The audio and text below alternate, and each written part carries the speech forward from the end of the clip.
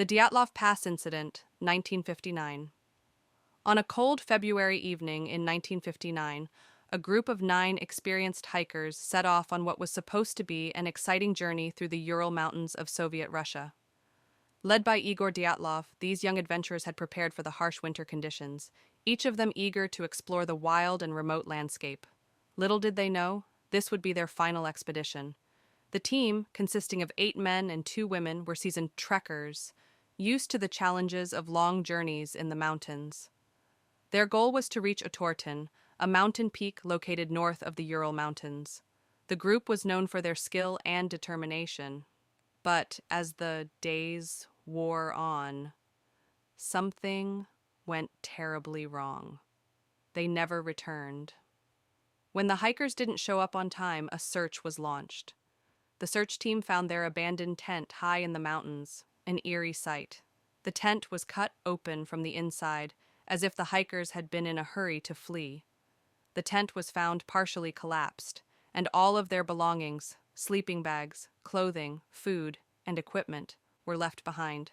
As the search team continued to look for clues, they stumbled upon the bodies scattered around the mountain, some of them half-dressed, others barefoot in the freezing snow.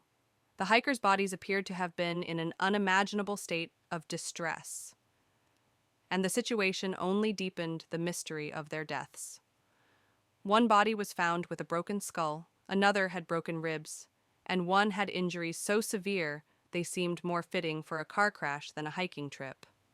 But the most chilling discovery came when the authorities found that the victims' eyes and tongues had been removed, something that seemed inexplicable and beyond reason. The details of the case grew stranger with each passing day. Some of the hikers appeared to have been in an unthinkable panic, their footprints leading away from the tent, as if they had been running for their lives. However, their tracks stopped abruptly near a forest, as if the snow itself had swallowed them up. One of the victims was found with a camera, but the film in the camera was never recovered. Those who later examined the scene concluded that it didn't look like an ordinary accident.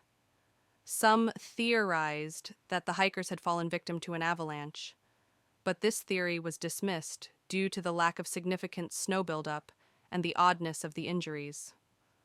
Others suggested a more sinister explanation, that the hikers had been attacked by something or someone unknown. Could it have been a Yeti, as some speculated, or perhaps a secret military experiment gone wrong? The Soviet authorities, at the time, provided no answers.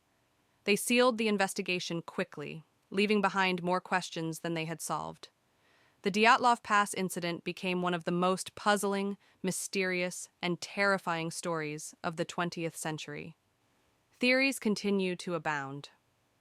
Some say the hikers were victims of an avalanche that they somehow survived, but didn't understand fully. Others believe there was something more ominous behind their deaths, an unexplained force, or even government cover-up.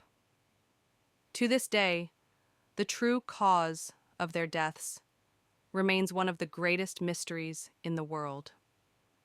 The bodies were eventually brought down from the mountain, but the mystery of Dyatlov Pass endures, as chilling and incomprehensible as the cold Russian winter itself.